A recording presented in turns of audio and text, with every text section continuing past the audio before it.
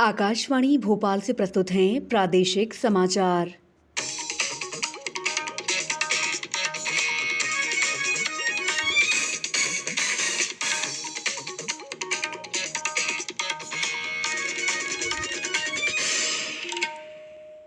नमस्कार, समाचारों के साथ मैं दीपा सिंह। सबसे पहले एक अपील। आज से देश भर में 18 साल से अधिक आयु के सभी लोगों के लिए सरकारी केंद्रों में निशुल्क टीकाकरण अभियान चलाया जा रहा है। आपसे अपील है कि कोविड रोधी टीका जरूर लगवाएं। कोरोना महामारी के प्रति कोई भी लापरवाही ना बरतें। जब तक आवश्यक ना हो घर से बाहर ना निकलें और इन आसान उपायों का पालन करें। मास्क लगाएं, 2 गज की सुरक्षित दूरी बनाए रखें, बार-बार हाथ धोएं और चेहरा साफ रखें। कोविड से संबंधित जानकारी और मार्गदर्शन के लिए राष्ट्रीय हेल्पलाइन काम कर रही है। इनके नंबर हैं 01123978046 और 1075। अब पेश है इस वक्त के समाचार। सबसे पहले मुख्य समाचार। दुनिया भर में मनाया गया योग दिवस। प्रधानमंत्री ने कहा, कोविड महामारी से निपटने में योग बना आशा की किरण। देश में 18 साल से अधिक आयु के सभी लोग सरकारी टीकाकरण केंद्रों पर लगवा सकेंगे मुफ्त में टीका। आज से शुरू हुआ अभियान। प्रदेश में टीकाकरण महाअभियान के पहले दिन लोगों ने कराया रिकॉर्ड तोड़ वैक्सीनेशन और भारत में हुआ विश्व में 5वां सबसे अधिक प्रत्यक्ष विदेशी निवेश। अब समाचार विस्तार से। विश्व भर में अंतर्राष्ट्रीय योग दिवस मनाया गया।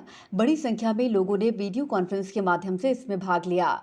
7वें अंतर्राष्ट्रीय योग दिवस के अवसर पर आज सुबह लोगों को संबोधित करते हुए प्रधानमंत्री नरेंद्र मोदी ने कहा कि एक तरफ जहां विश्व कोविड महामारी से संघर्ष कर रहा है, वहीं इससे निपटने में योग आशा की किरण बना हुआ है। श्री मोदी ने कहा कि कोरोना वायरस से निपटने के लिए कोई भी मानसिक रूप से तैयार नहीं था, लेकिन योग आत्मविश्वास का माध्यम बना। प्रधानमंत्री ने कहा कि योग तनाव से मजबूती और नकारात्मकता से सृजनता का मार्ग दिखाता है। प्रधानमंत्री ने कहा कि योग ने समग्र स्वास्थ्य और सुखी जीवन शैली का मार्ग दिखा दिया है।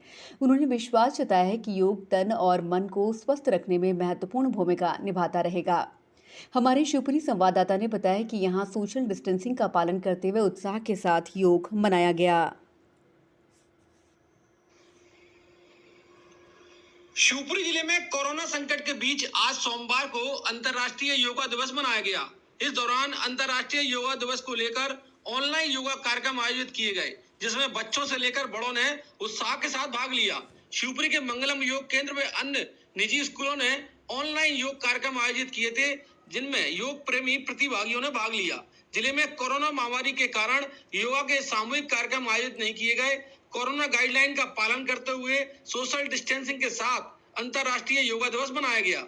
अंतर्राष्ट्रीय योगा दिवस पर ऑनलाइन योगा कार्यक्रम में भाग लेने वाले योगा प्रशिक्षक मनीष राठौर ने बताया कि समय कोरोना संकट है, इसलिए ऑनलाइन अंतर्राष्ट्रीय योगा दिवस मनाया गया, जिसमें सभी लोगों ने उत्साह के साथ भाग लिया। इसके अलावा लोगों ने अपने घरों पर भी आज योगा किया और योगाभ्यास की फोटो सोशल मीडिया पर साझा की। शिवपुरी से प्रादेशिक समाचार के लिए रंजीत गुप्ता।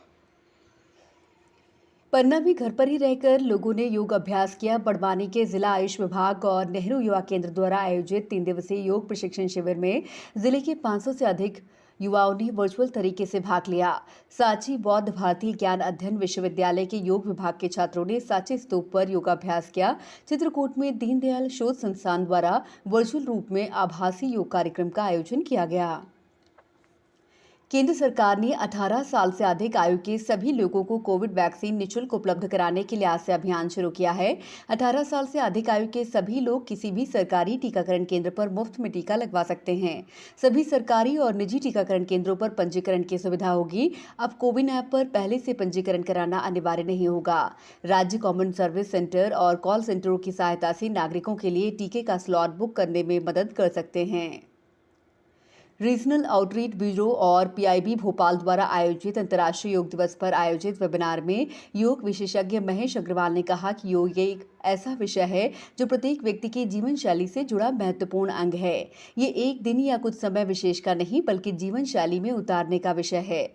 उन्होंने कहा कि थोड़ी सी सजगता से अनेक बीमारियों और शारीरिक व्याधियों से बचा जा सकता है। इस अवसर पर पीआईबी भोपाल के अपर महानिदेशक प्रशांत पाठराबे ने विषय की रूपरेखा बताते हुए कहा कि दुनिया में बड़ी संख्या में लोग योग को अपना रहे हैं।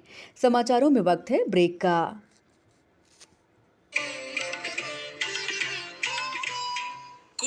कोविड-19 से बचाव और सुरक्षित रहने के 3 उपाय।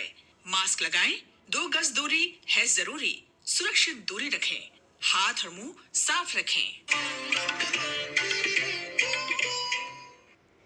ब्रेक के बाद समाचारों में आपका एक बार फिर स्वागत है।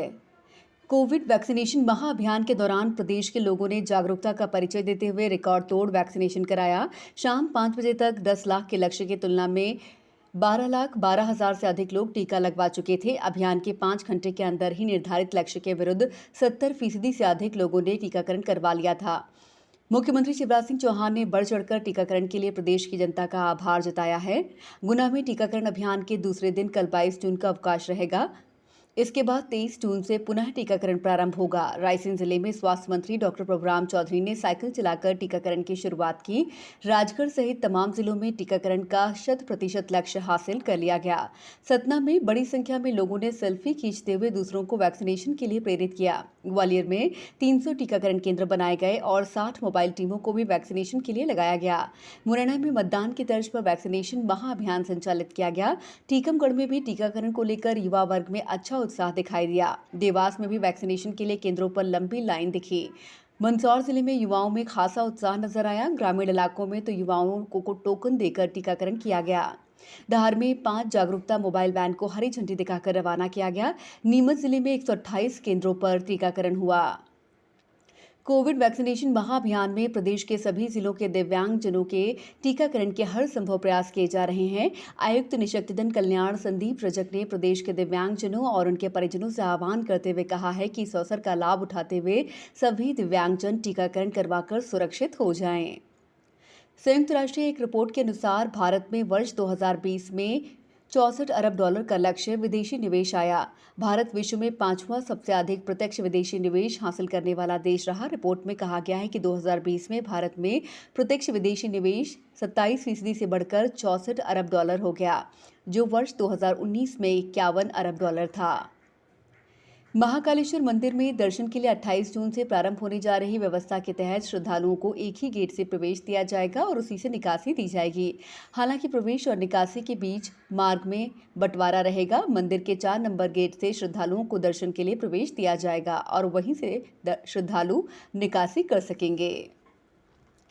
आज पूरी दुनिया विश्व संगीत दिवस मना रही है। विश्व संगीत दिवस पहली बार 1982 में फ्रांस में मनाया गया था। दुनिया भर के संगीत प्रेमियों के लिए ये एक विशेष दिन है। ये दुनिया भर के संगीतकारों और गीतकारों को सम्मान देने का दिन है। दुनिया के लगभग 120 देशों में ये दिन मनाया जाता है। अब कुछ समाचार संक्षेप में। मुख्यमंत्री शिवराज सिंह चौहान ने आज स्मार्ट सिटी पार्क में पीपल का पौधा लगाया। मुख्यमंत्री श्री चौहान अपने संकल्प के पालन में प्रतिदिन पौधा लगाते हैं। आगर मालवा के नलखेड़ा निवासी 2 व्यक्ति कल शाम जिले में स्थित कुंडालिया बांध में डूब गए थे। खोजी दलों द्वारा दोनों के शव निकाले गए हैं। मिडिल स्कूल तक के बच्चों को घर पर ही निःशुल्क पाठ्यक्रमों का वितरण करने के लिए जिला शिक्षा केंद्र बैतूल ने 7,98,000 पाठ्य पुस्तकों की डिमांड राज्य शिक्षा केंद्र को भेजी है। पन्ना में आज बेरोजगार युवाओं ने प्रदेश के खनिज साधन और श्रम मंत्री को ज्ञापन सौंपकर विरोध जताया। सागर जिले की ग्राम पंचायत कांसाखेड़ा में टीकाकरण की आवश्यक तैयारियां नहीं कराए जाने पर सचिव दिनेश पारासर और पीसीओ शैलेंद्र कज्जू को निलंबित कर दिया गया है। सतना जिले में गरज चमक के साथ तेज बारिश हो रही है। तापमान में भी काफी गिरावट आई और लोगों को गर्मी से राहत मिली। बुलेटिन के अंत में आप सभी से एक अपील, मास्क और 2 गज की दूरी, हाथ धोना भी है जरूरी। नमस्कार।